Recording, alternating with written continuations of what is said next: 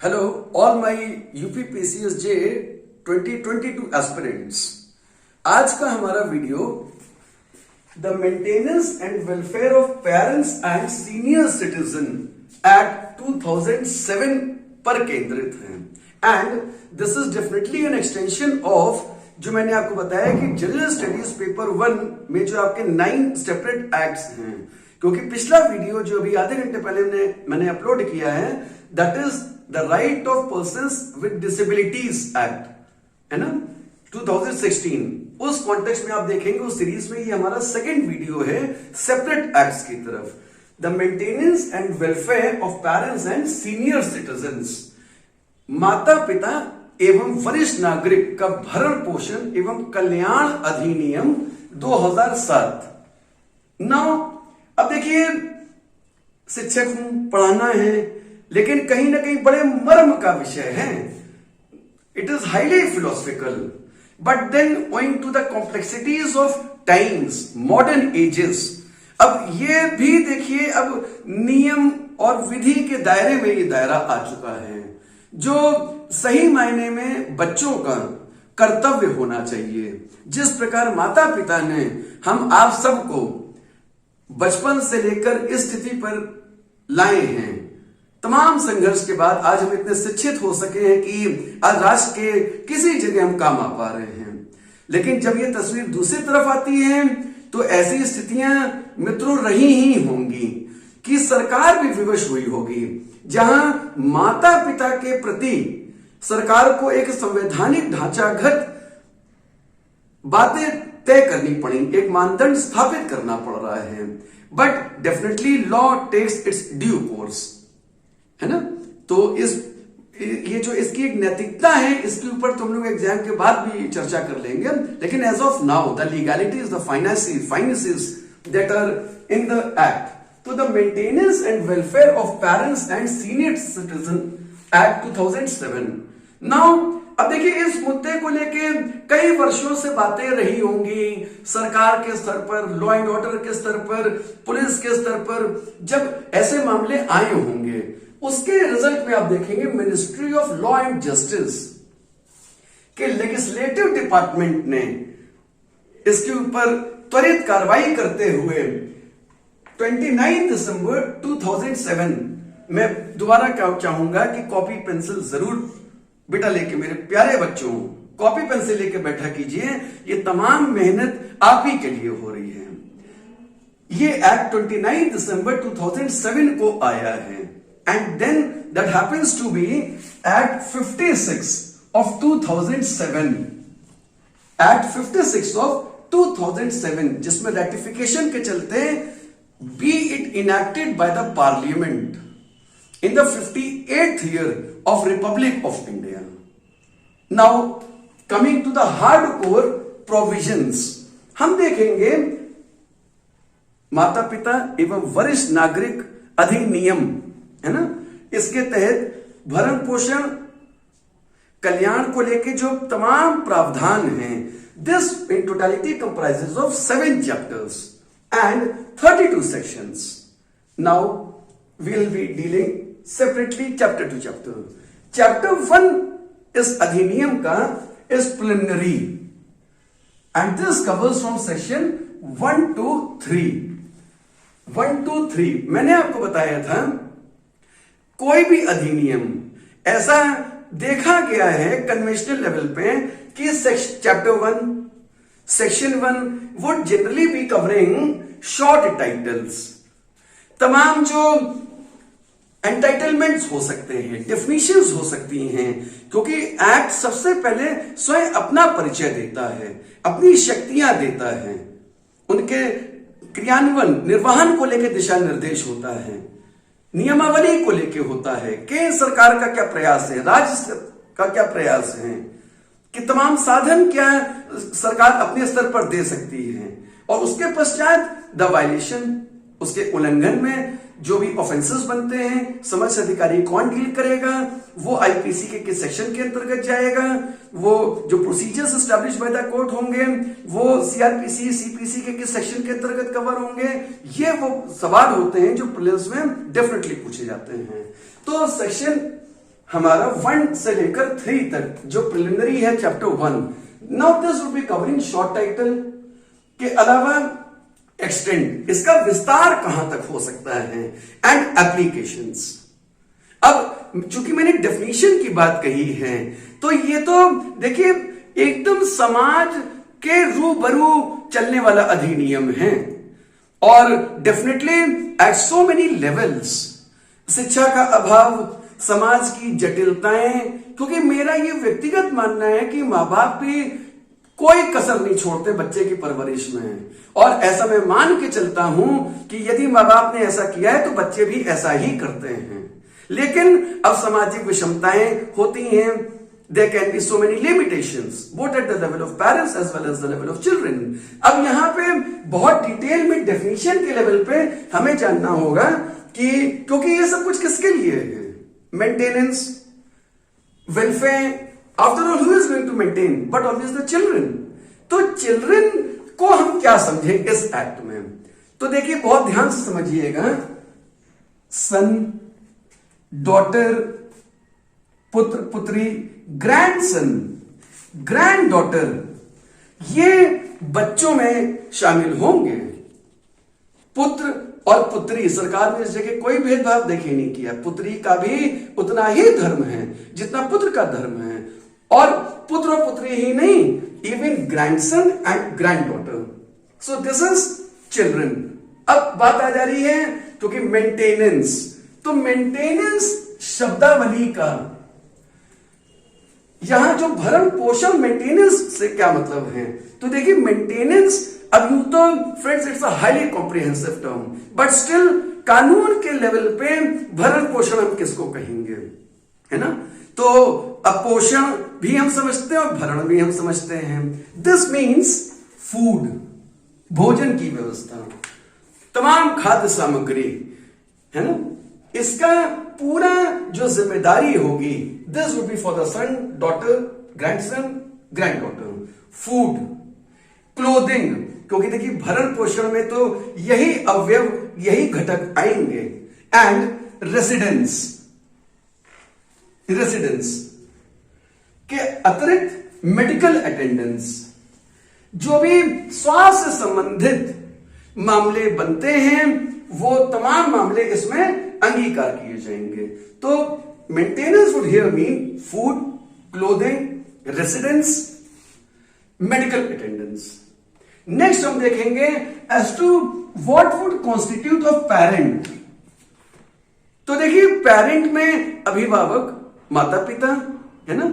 अब एक तो हो गया कि बायोलॉजिकल सेंस में पेरेंट्स हो रहे हैं, जो स्वाभाविक पिता हैं, मां हैं, लेकिन आप देखेंगे जो एडॉप्शंस के लेवल पे मामला आ रहा है वो भी इसमें सम्मिलित है, even this is included, and so much so, देखिए विस्तार देखिए, खूबसूरती देखिए इस अधिनियम की कि even step father and step mother is included in parents, कि बच्चे ये सोच के, ये कह के मतलब पीछे नहीं हट सकते हैं, पीछा छुड़ा सकते हैं कि हमारे पिताजी बायोलॉजिकल तो जो है सो हैं, लेकिन एडॉप्टिव भी हैं, and even so much so step father, step mother, even this is included in this, क्योंकि एक्ट का नाम ही अगर आप देखेंगे maintenance and welfare of parents and senior citizen, तो देखिए ये जो हमारा एक फिलोसफिकल सेंस था कि हमें वरिष्ठ नागरिक को भी कवर करना था, तो स्टेप फादर, स्टेप मदर,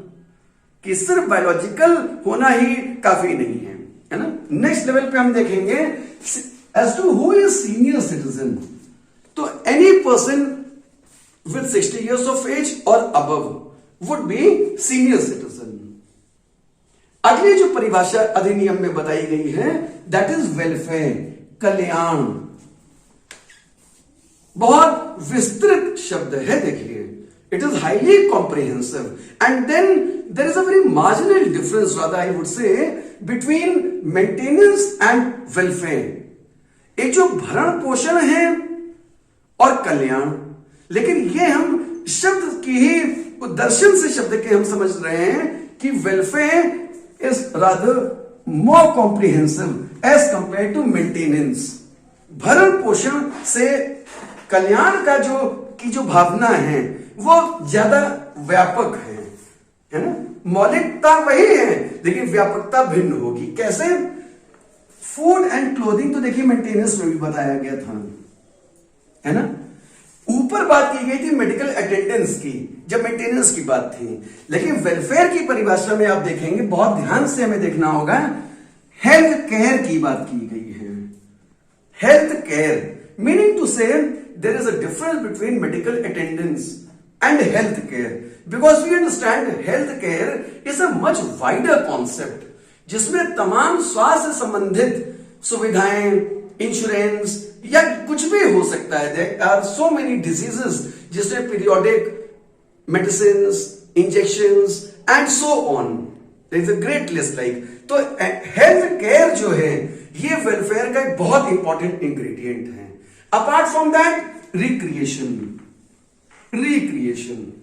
देखिए, कहीं ना कहीं मैं चूंकि साइंस के भी क्लास आपके लेता हूं, इकोनॉमिक्स के भी लेता हूं, तो देखिए बुजुर्गी जो है उम्र के चलते हम आज सब भी, कल हमारी जो सोच थी आज उससे भिन्न है। इससे यह मालूम होता है कि जो हमारा आगे वाला कल है उसमें भी सोच हमारी बदलेगी। लेकिन देखिए जो एक ओल्ड एज है अपने आप में, एक जो सीनियर सिटीजन का जो कॉन्सेप्ट है, तो मेरा कहने का सेंस ये कि never forget a man has lived a life of 60 years. हम और आप अपने स्तर पर अपनी कोई आदत परिवर्तित नहीं कर पाते हैं और हम ये अपेक्षा करते हैं कि 60 साल की उम्र में एक व्यवहार में परिवर्तन आ जाए, बहुत मुश्किल है फ्रेंड्स। एंड डेफिनेटली साइंस में एक टर्म होता है जेरोंटोलॉजी। तो जेरोंटोलॉजी का मतलब होता है बिहेवियरल चेंजेस।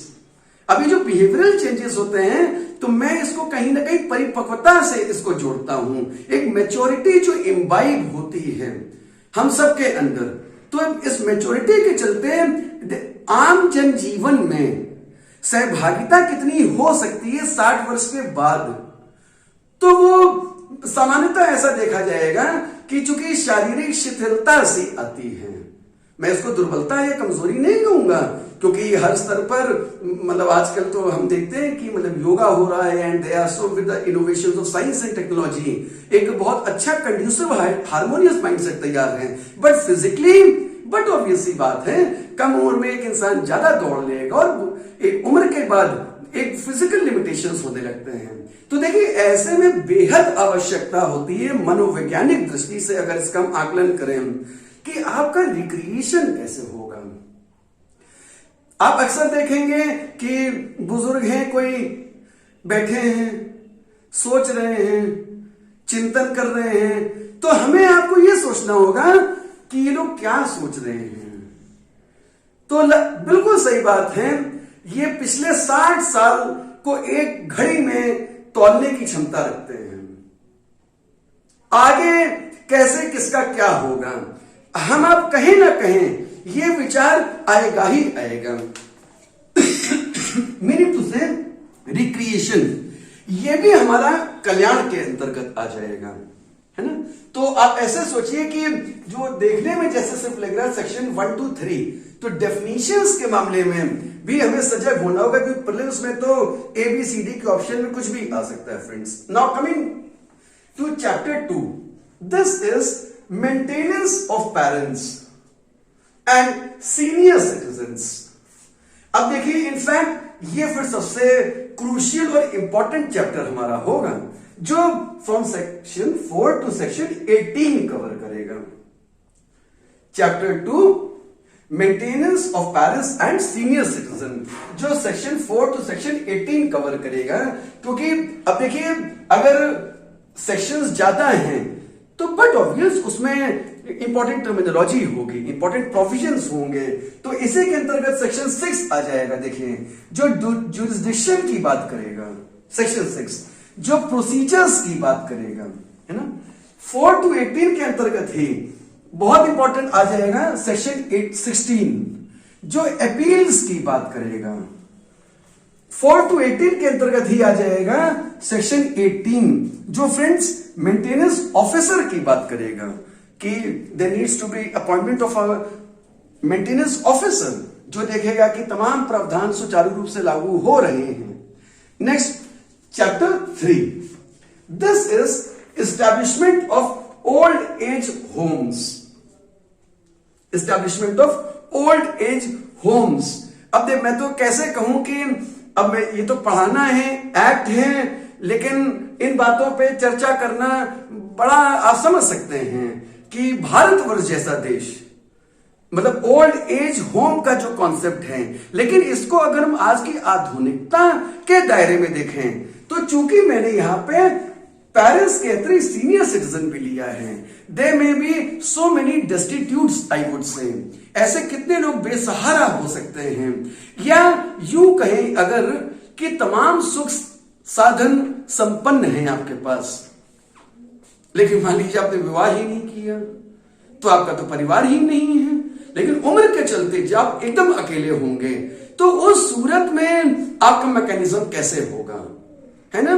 तो ओल्ड एज होम भी आज समाज की एक रियलिटी है और हमें इसको एक्सेप्ट भाई देखिए करना पड़ेगा कहीं ना कहीं, है ना।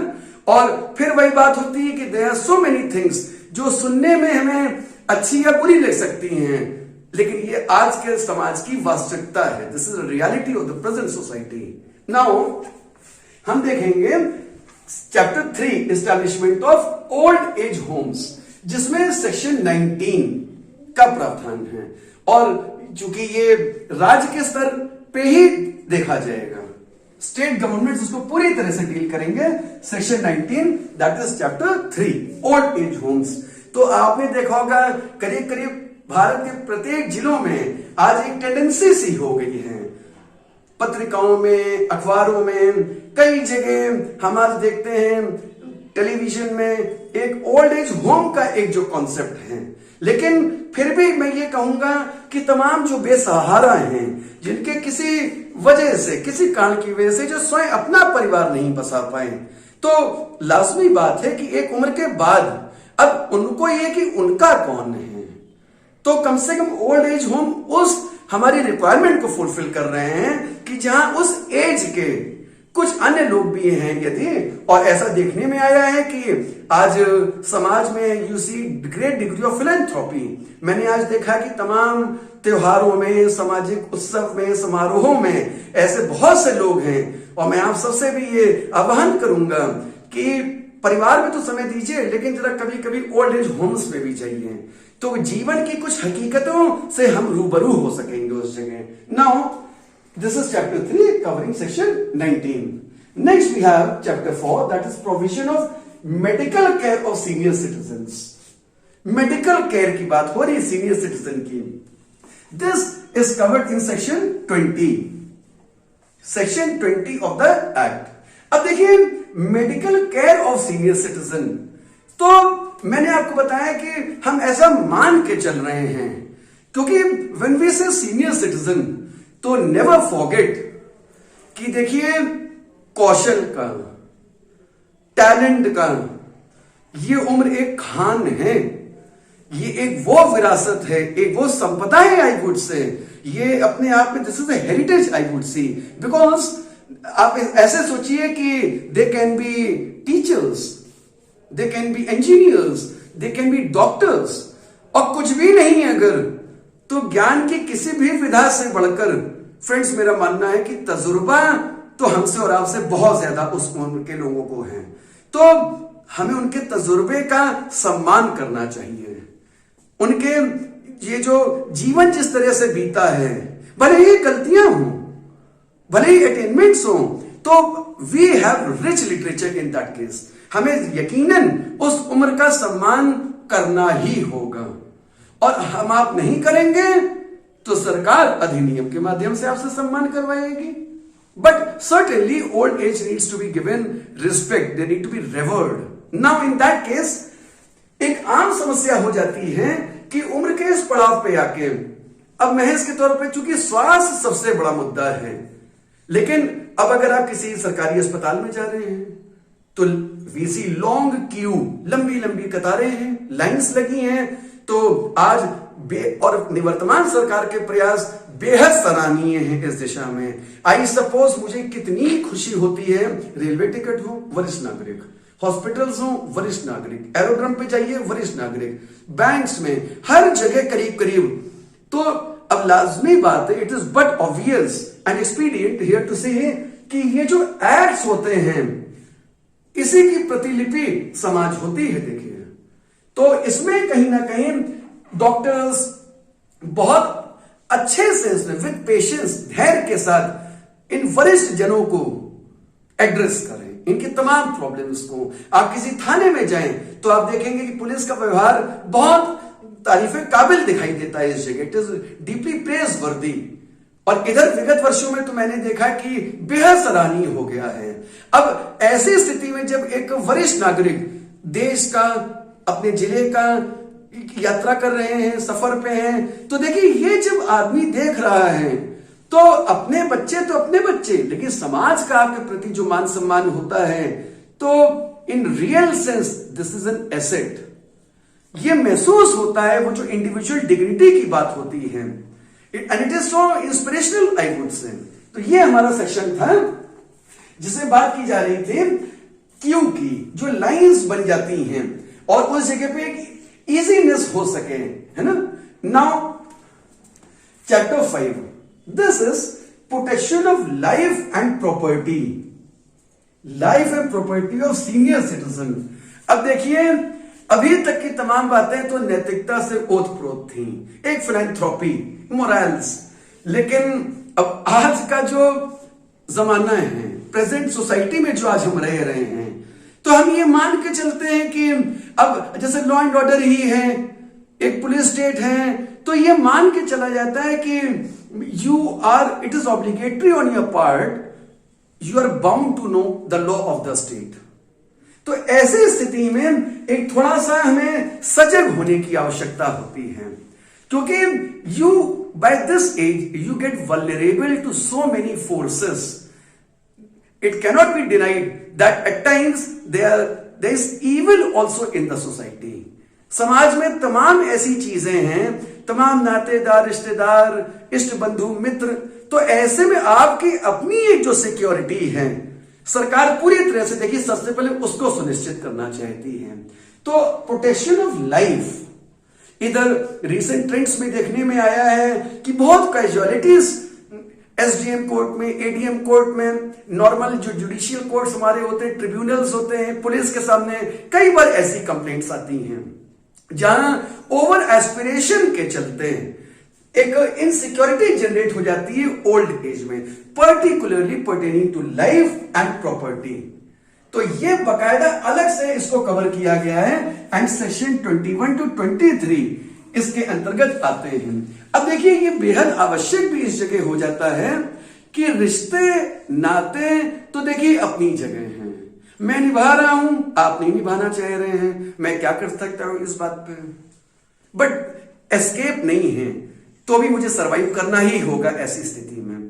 इट इज बट ऑब्वियस, दुखद पहलू है, परंतु क्या किया जाए, समाज की वास्तविकता है। देखिए ये अब इसके तहत आप देखेंगे, अक्सर माय फ्रेंड्स देखने में आता है कि आप you may be house ever good, लेकिन अवेयरनेस आपको इतनी नहीं है, और एक आम धारणा मन में आ जाती है कि अब क्या करें, बच्चे हैं, नहीं मान रहे हैं, नहीं सुन रहे हैं। तो ऐसी स्थिति सिर्फ इसलिए आ रही है क्योंकि देखिए आप अवेयर नहीं है अपने राइट्स के, है ना। अब अवेयरनेस प्रोग्राम्स तो सरकार चलाएगी ही, पब्लिसिटी, तमाम सरकार की जो स्कीम्स हैं कल्याण को लेके, भरण पोषण को लेके, स्वयं सरकार के अपने स्तर पर भी, तो पब्लिसिटी सबसे ज्यादा जरूरी है इस बात की यहां पे। एंड अब पब्लिसिटी तो इस बात की हो सकती है कि भरण पोषण कैसा हो, लेकिन फ्रेंड्स तब क्या किया जाए, उस जगह मैं कहूंगा कि साधन अगर नहीं है तब तो कोई बात ही नहीं है कि भाई हमारे पास कुछ नहीं है साहब, हमने जो कमाया इंसानियत कमाई, लेकिन अर्थ युग है, वी कैनॉट डिनाई दिस।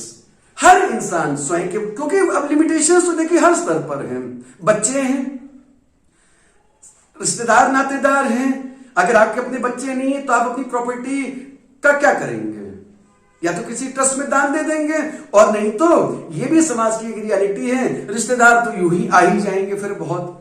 तो ऐसे में अक्सर एक स्थिति ये डेवलप हो जाती है कि एक again with a sense of philanthropy, एक सद्भाव के चलते, एक प्रेम भाव के चलते एक इंसान, चूंकि ये भी बिल्कुल एक सही बात है कि इंसान अपने रहते प्रॉपर्टी, उसका बंटवारा, उसका distribution, may be by way of gift, may be by way of making a will, ऐसा कर दे। लेकिन ऐसा हो जाने के पश्चात कहीं अगर ऐसा है कि जिसके नाम ये संपत्ति स्थानांतरित की जा रही है, यदि उसी का की मनोदशा में परिवर्तन आ रहा है, तो देखिए कितना सेलिएंट फीचर इस जगह पे है, making senior citizen old age itself so very secured, जिसके अंतर्गत आप देखेंगे कि ये जो प्रॉपर्टी से रिलेटेड मामला है, इस प्रॉपर्टी का ट्रांसफर ऑफ प्रॉपर्टी जो इश्यू है यहां पे, क्योंकि बात की जा रही है प्रॉपर्टी ऑफ सीनियर सिटीजन, तो अब देखिए ये कितनी अवेयरनेस आज का, तो मेरा ये वीडियो मैं कहूंगा कि बहुत काम आने वाला है। आज मुझे बेहद बधाई मिलनी है तमाम बुजुर्ग जनों से।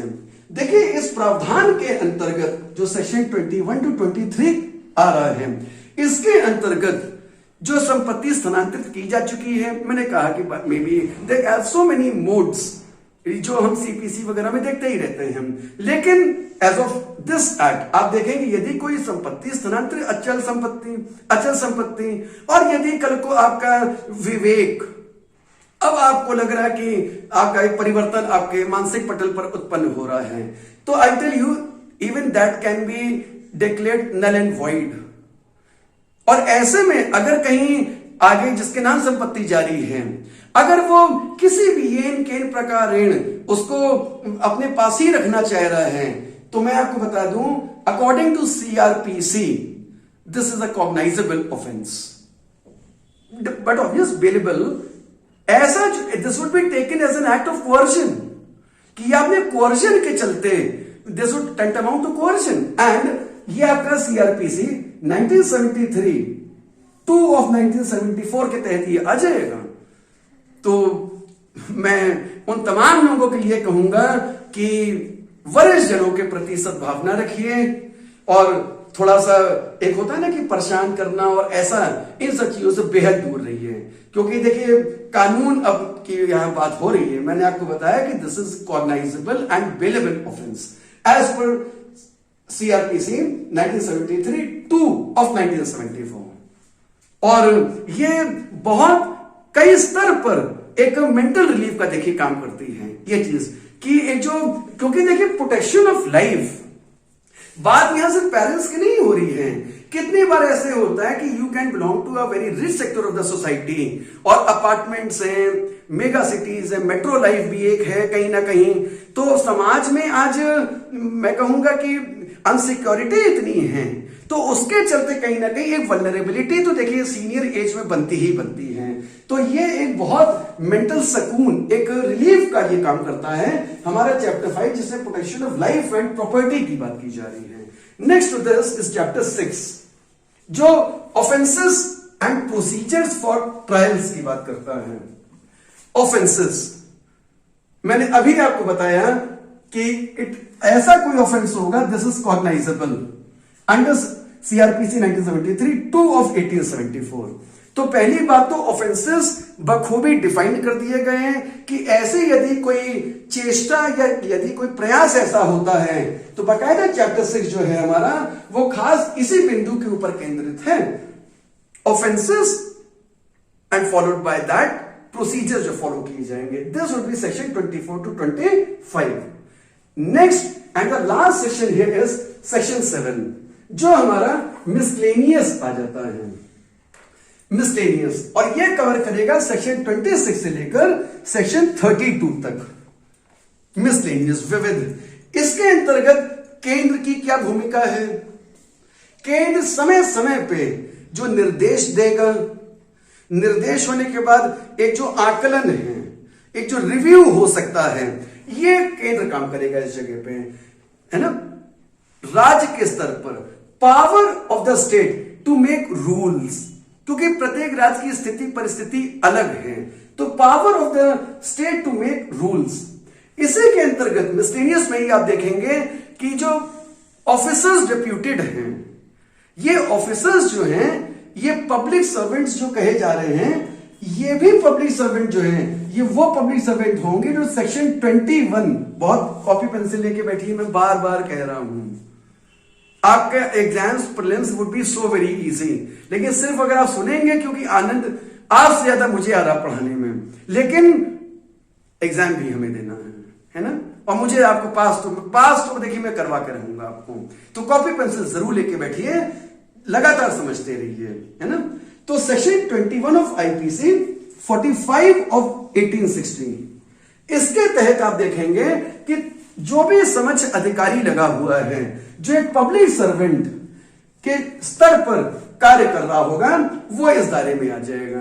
तो मिसलेनियस के अंतर्गत मैंने आपको बताया कि सेंटर, केंद्र का एक जो दिशा निर्देश हो सकता है इस नियम अधिनियम को लेकर, उसके जो रिव्यूज हो सकते हैं समय समय पे, स्टेट्स उसका पालन कैसा कर रहे हैं, या यदि किसी जगह एक सलाहकारी समिति बननी हो तो whatever the centre deems suitable and the same as a directive to be taken by the state government, जिसका पालन अनुपालन होता रहेगा, और जिसकी प्रत्येक लिपि प्रतिलिपि मुख्य सचिव जिले में जिलाधिकारी के माध्यम से, क्योंकि हमें ओल्ड एज होम्स देखने हैं, तो इसको सिक्योर करने को लेके आप देखेंगे कि बहुत खूबसूरती से ये अधिनियम, the maintenance and welfare of parents and senior citizens, ये पूरी तरह से मैंने आपको बहुत सक्सेसफुली आज इसको कराया है। And this is the second act, क्योंकि कल हम लोगों ने the rights of persons with disabilities 2016 हम लोगों ने कवर किया था, और आज उसी के कॉन्टेक्स्ट में हम लोगों ने maintenance and welfare of parents and senior citizen किया है, और this goes as a extension of my commitment कि आपके जितने भी सेपरेट एक्ट्स हैं ये हम लोग बखूबी लेके चल रहे हैं। चैनल सबसे पहले सब्सक्राइब कीजिए, और आगे आपकी जो भी आवश्यकताएं हैं कमेंट सेक्शन के माध्यम से मुझे अवगत कराते रहिए, क्योंकि अब तो हम लोग we all are so very deeply working hard. I wish you all the success. Best wishes to you from Rahul Vishay Thanks. Thank you so much.